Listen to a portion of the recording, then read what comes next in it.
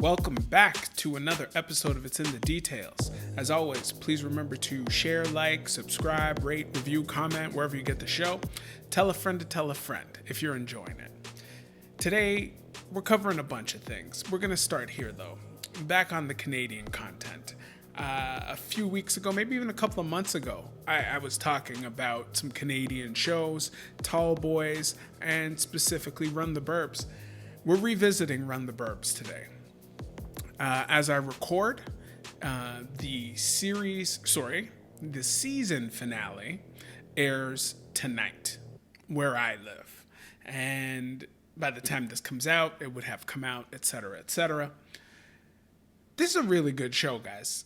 This is a really, really solid show. I did not know what to expect from it. I had no clue. I thoroughly enjoyed Andrew Fung from Kim's Convenience. I knew I liked him a lot. I didn't know all that he could bring to a show if it was his show. I did not know. And he's knocking it out the ballpark for me. I think there are some simple reasons. For one, I would gather we're about the same age, right? A lot of the sensibilities are the same as they round out his whole character. I'm not married. There's no kids. We're not the same on that vibe.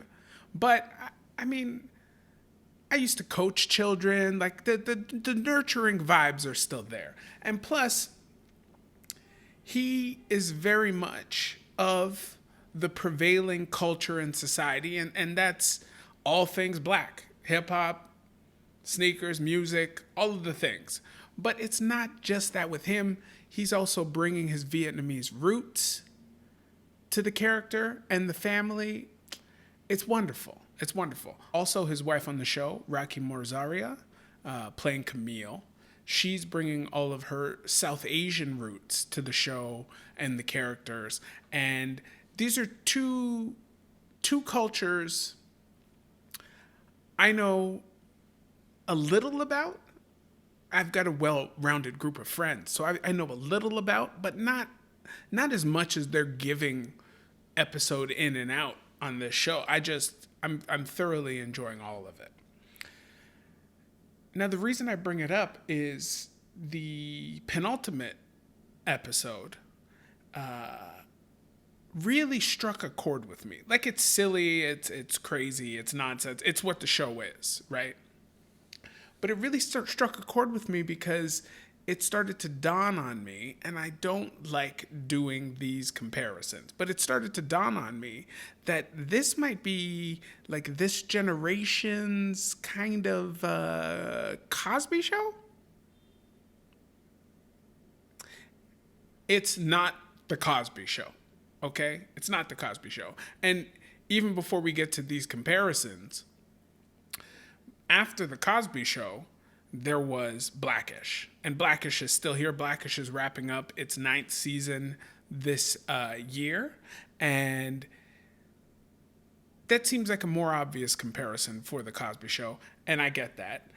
But for me, it never really was. Maybe if I go back and watch the first couple seasons, but the kind of laughs that they're giving on Blackish are so different from the Cosby Show because there's a little more grit to it. It's not as heartwarming, and it is a heartwarming show, but it's not as heartwarming.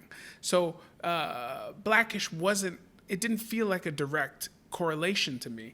And even with Blackish, I think it had to do with Dre. I think it had to do with Anthony Anderson and his portrayal of Dre, just in that he felt so much younger relative to his children and more of the culture, or more aware of the culture, than what Bill Cosby and Heathcliff Huxtable were representing on the Cosby Show.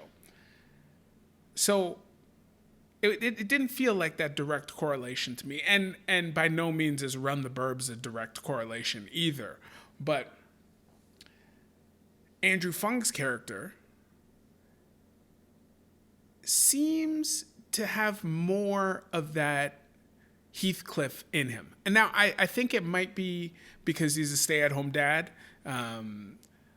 Dr. Huxtable was essentially a stay-at-home dad himself. He had an office in the basement. We'll skim over the details of the Cosby Show because you know why. You know why because, right? You know why. So, but Andrew Fung's character, he's a stay-at-home dad. He's always around the kids. He's very nurturing. I think that's the main driver for me. But this show is really, this show is bringing it every week. And again, it's not the Cosby Show. Don't expect the same types of laughs you got on the Cosby Show because we were dealing with a comedic genius there, right? But man, they do the correct amount of hand-holding on Run the Burbs. Just the correct amount for the viewers of, we're going to hold your hand and guide you through these jokes. Make sure you catch every single one of them, right? We're not going to let you miss any of them. We're not hitting you over the head with a joke a minute like a Veep or Arrested Development. Arrested Development and Veep, amazing shows, two of my favorite shows ever. But if you weren't ready for all of the jokes coming at you, smart jokes, stupid jokes, physical jokes, they brought all of them, right? If you weren't ready, you're going to miss a bunch of those jokes, right? You're not missing them on Run the Burbs. You're not missing them. They're bringing you right up to the counter. They're telling you you're going to get some ice cream. It's going to be vanilla, and it's going to be the best vanilla you've ever had, right? Maybe we're going to give you some chocolate this week. There's going to be some chocolate jokes, but they're telling you this ice cream shop only has chocolate ice cream, okay? So that's what you're going to get today, chocolate ice cream.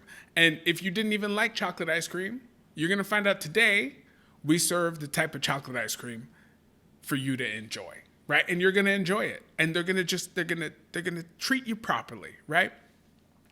It's just a very enjoyable show. It's very sweet, right? But they still push some boundaries, whatever that means. You know what I mean?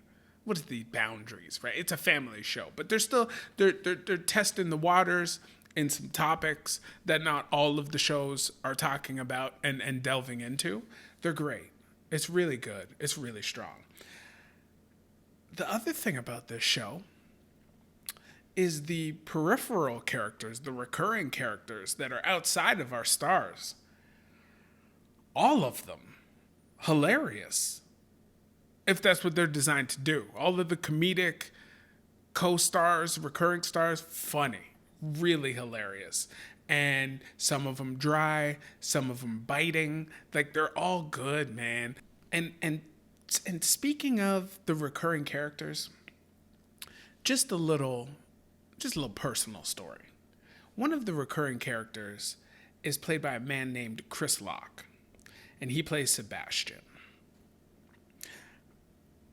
For a while, I was going out to a lot of open mic comedy events. Doesn't matter what I was doing there. I was there, okay? And at one of them, after going to many, you go to many of these things, and at one of them, I received the privilege of watching Chris Locke on stage doing an open mic night set at a bar, 7:00 in the evening, still daylight out. Just a weird time for comedy, but these are open mic nights. And I did not know who Chris Locke was at the time. I have never laughed harder at an open mic night than the night I got to see Chris Locke. And I just can't say enough good things about this man in the limited time that I've seen him. So I got to see him in person, knocked my socks off, could not believe it. And now I get to see him play Sebastian on Run the Burbs. And I want to say this in the best possible way. You need to hear this in the best possible way.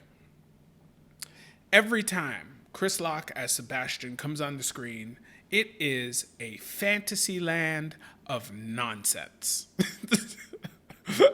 A fantasy land of nonsense. It's nonstop. You can't believe a person could ever form their mouth to say these words. How did you come up with these ideas? Does he have a writing team unto himself? Maybe he just sits around and writes out all these lines himself. That's the most likely thing. But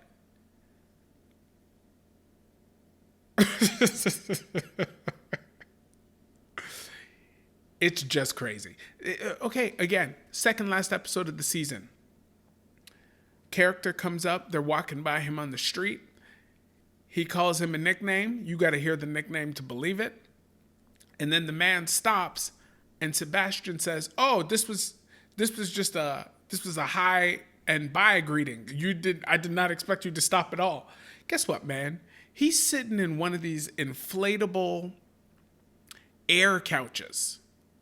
I don't know if you've seen them. If you've been to the exhibition, the Canadian National Exhibition ever, you would have seen it in one of these, one of the centers where they have all the sales. It's not a blow-up air couch or seat. It is, it's open on one side. You catch some wind in it. You wave it around and catch some wind in it, and then you roll it up tight and then lock it off, and then you can sit, and it's kind of like a canoe situation. He bought 12. The character said he bought the last 12 at Canadian Tire. He's such a crazy character. Anyway, I did not mean to gush about Chris Lock and his character so much, but he's not even a star, and he's bringing it like that. The rest of them are bringing it too. And I can't get enough. I really can't get enough. Like, season finale, like I said earlier, tonight. I haven't heard any information yet on a season 2, but I'm hoping for a season 2. I'm hoping they get more than 12 episodes for season 2. I'm actually kind of surprised they got 12 episodes for season 1. But nonetheless, Run the Burbs is bringing it. If you haven't checked out Run the Burbs yet, as I said about Tall Boys and their advertising, I'm sure it's on the CBC Gem app. Catch up, because there's got to be a season 2.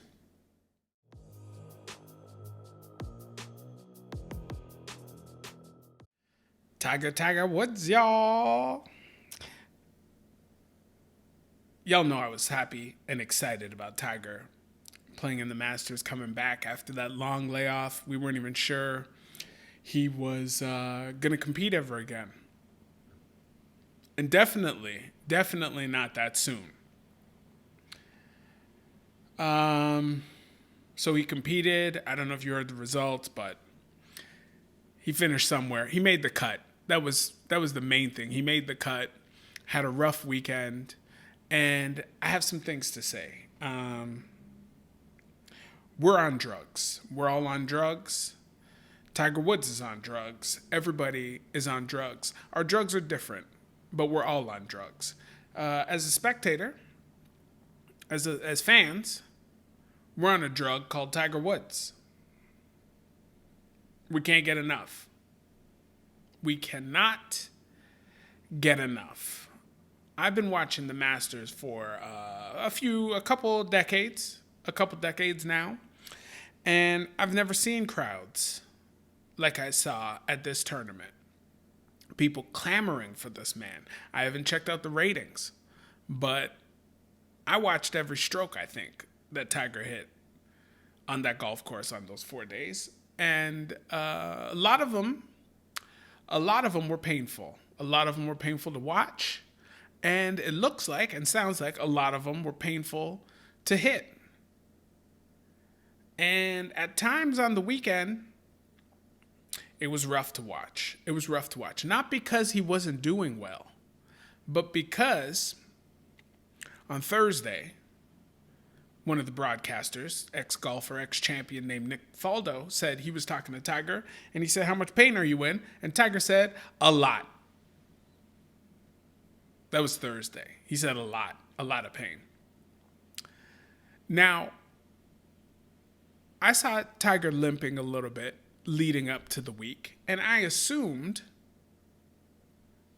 not being a person who ever almost lost a limb in a horrific car accident, I assumed that the limp was mechanical, right? Like I assumed there were muscle issues, there were ligament issues, maybe even some tendon, maybe some bones. I know he's got rods and screws and plates in that leg. Mechanical, I thought it was mechanical. I thought just a little hitch in his giddy up. You know what I mean? No. It's pain. It's pain. It's a lot of pain. And I think Friday, when he finished, he said, someone asked him how he feels. And he said, not as good as I'd hoped. Not as good as I'd hoped. But we're gonna do the rehab. We're gonna do the ice. We're gonna get the treatment. And we'll be back out here on Saturday. Hopefully we shoot a good score. And he came out Saturday, he was doing his thing, and then the limping started again. And then Sunday, he was really struggling with the scorecard, and then the limping got worse. And it's a hard walk. That's a hard walk that they're going through, plus hitting all those strokes, plus the stress of wondering if your body's going to, all the things, wondering if your body's going to hold up, all of the things. But we couldn't turn away. And I'm concerned about what that says about us as a people.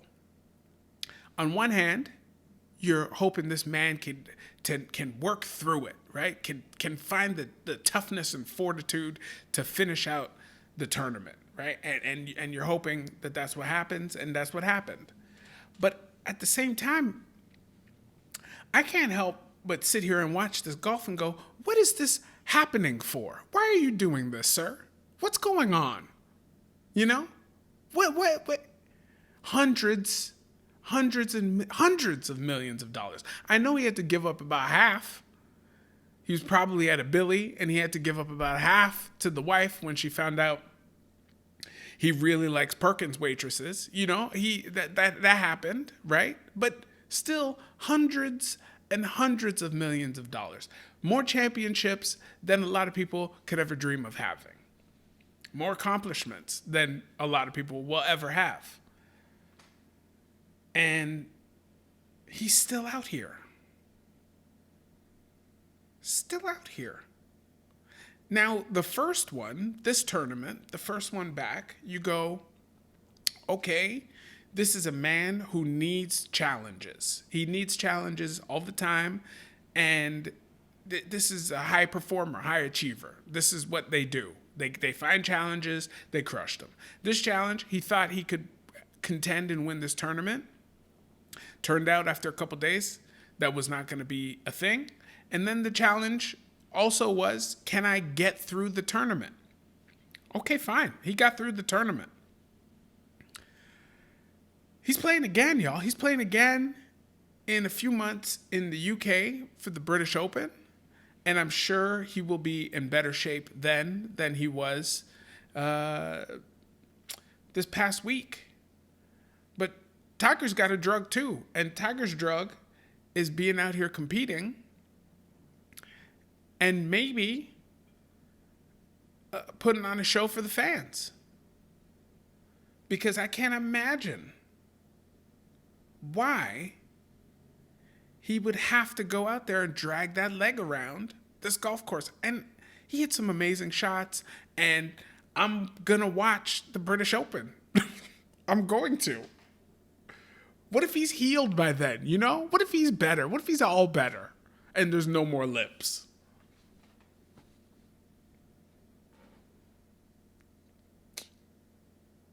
I just hope the best for him and his family, We're all on drugs. We're on that Tiger drug. I got a bad case of the Tiger Woods, y'all.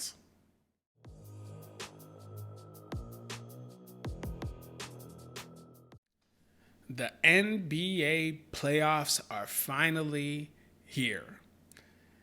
This has been one of the most difficult NBA seasons for me to get through. I couldn't really put my finger on it at the beginning. And then COVID hit the NBA hard, and they had all these players from Wendy's or McDonald's, or I don't know where they got all these guys from. Maybe they went to Europe. They got some guys from Europe. Maybe it was a bunch of G League call-ups. There were too many people in the NBA playing games that I did not know the names of. And I tapped out. And then once I tapped out, I couldn't really get back in. And that was painful because the Raptors had a good season. I watched a few Raptors games here and there, but not nearly as many as I normally would. But the playoffs are here, okay? That's what matters. The playoffs are here now. A couple play-in games first. They don't want to call them the playoffs. Those are the playoffs. The playoffs are here. Now, what I want to tell the people is, I don't know how big an NBA fan you are or are not, but if you've ever heard of a man by the name of Kevin Durant, and you like basketball even a little bit,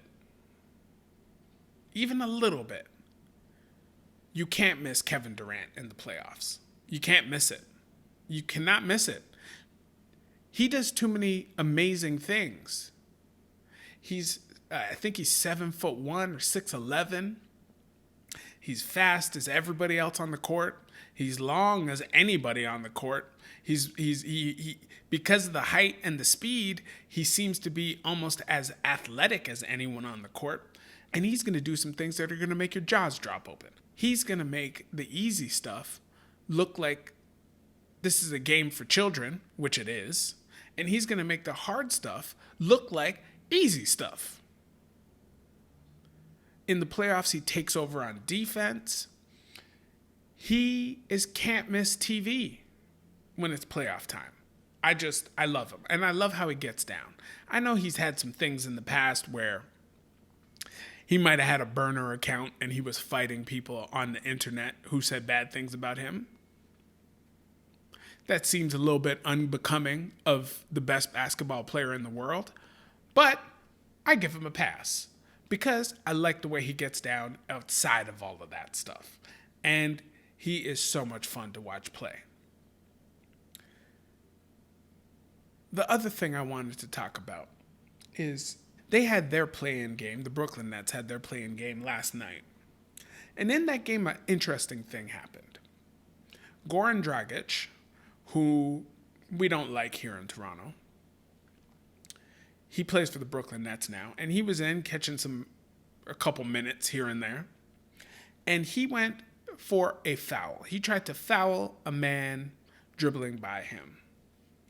And when he waved to hit that foul, he punched this dude in the nuts. Punched him square in the nuts. It did not look like it was on purpose, but he punched him in the nuts.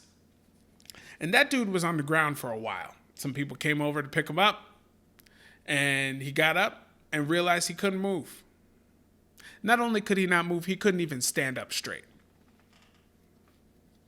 So he went back down to the ground. He was hit pretty bad.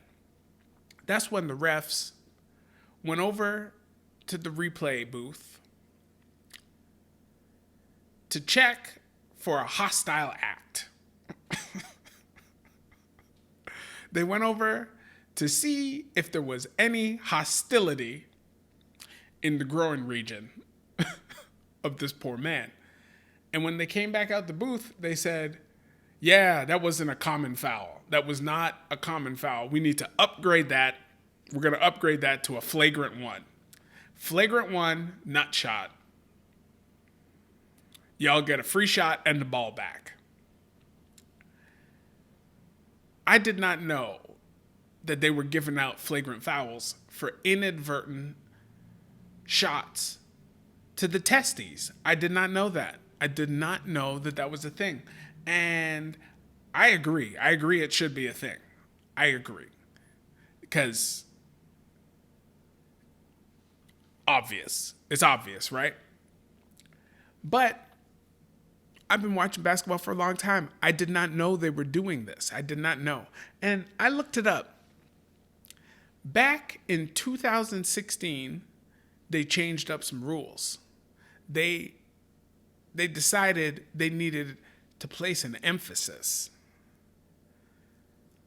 on reviewing and looking at shots to that area. What would bring something like that on?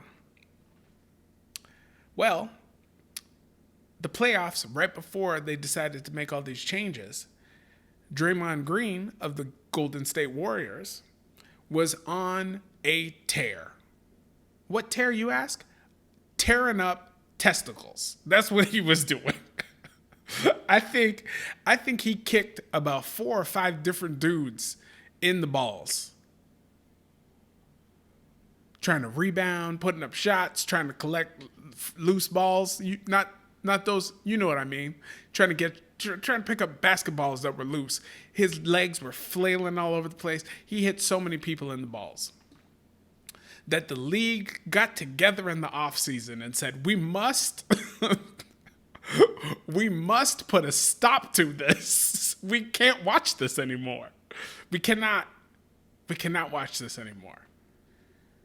Draymond's actions seemed a little erratic, right? Like you couldn't necessarily say 100% he did that on purpose, and you couldn't necessarily say 100% he did that by accident. But what you could say is we need to stop these nut shots, okay? We need to stop them. And I agree. You need to stop them. In terms of it going from a common foul to a flagrant foul, that thing typically happens when someone gets hit upside the head, right? Someone's going to block a shot or keep you from scoring. They're up waving at the ball. They missed the ball. Boop, conk you in the head, right? Well, they get flagrant fouls for that all the time, and those were accidents too, right? So you didn't mean to hit me in the head. You did not mean to hit me in the nuts. But you did. And you should pay. You should pay. And that's where I stand on this. I agree. And the fact that it was Goran Dragic that hit somebody in the balls, I hope you get suspended. Mess around and treat Toronto like it's a used napkin. Just come up here for a hot second. Go, I don't think I want to play up here. I want to play for a contender. Well, your contender just qualified 7th, and the Raptors are in 5th, dog. So let me watch myself. Anyway, thank you very much for tuning in to another episode of It's in the Details. As always, please remember to hit the buttons, like, subscribe, comment, rate, review, what have you. I will see y'all in a week. Take care. Peace.